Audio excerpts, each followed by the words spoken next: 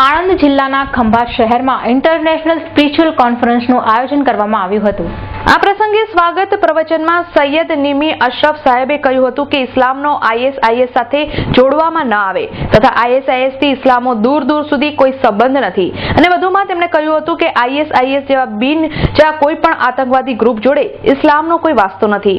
ત્યારબાદ હજરત સૈયદ રઈસ અશરફે ખંભાતને આદર્શ ગ્રામ યોજના અંતર્ગત કોઈ દત્તક લે અને ખંભાતનો પણ વિકાસ થાય તે માટે અપીલ કરી હતી। તેમજ તેઓએ આ કોન્ફરન્સમાં પ્રસ્તાવ રજૂ કર્યો હતો જેમાં કોઈ પણ વ્યક્તિ કે સંગઠન દ્વારા દેશમાં અરાજકતા પેદા થાય કે દેશની એકતા અને સંગઠિતતાને નુકસાન થાય તેવું કૃત્ય કરવામાં આવે તો મુસ્લિમ અને તમામ કોમના લોકો એકજૂથ થઈને આવી વ્યક્તિઓ અને સંગઠનનો બહિષ્કાર કરશે। તેમજ રાષ્ટ્રીય વિરોધી કોઈ પણ પ્રવૃત્તિ કે ગેરકાનૂની પ્રવૃત્તિ ચાલતી હશે તો તેની પોલીસને માહિતી આપી પોલીસને સહયોગ આપવામાં આવશે। તેઓ પ્રસ્તાવ રજૂ કરતા તમામ ઉપસ્થિત લોકોએ હાથ ઊંચા કરીને આ પ્રસ્તાવને વધાવી લઈ મંજૂર કર્યો હતો।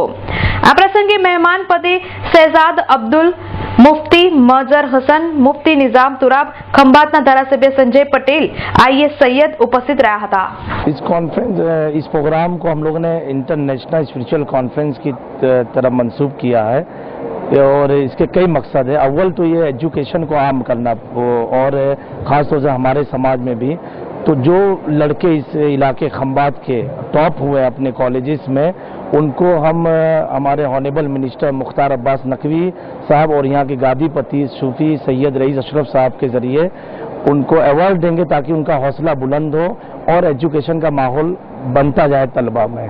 और दूसरा ये कि आज के इस दौर में बहुत नाजुक दौर में हम सब चल रहे हैं कि जो संगठन ISIS डाइस उसके खिलाफ हमें ये मैसेज देना है कि इस्लाम का उससे कोई ताल्लुक नहीं है और उसकी तंजीम को कंडम करना है और पूरी दुनिया में अमन सुकून के पैगाम को आम करना है।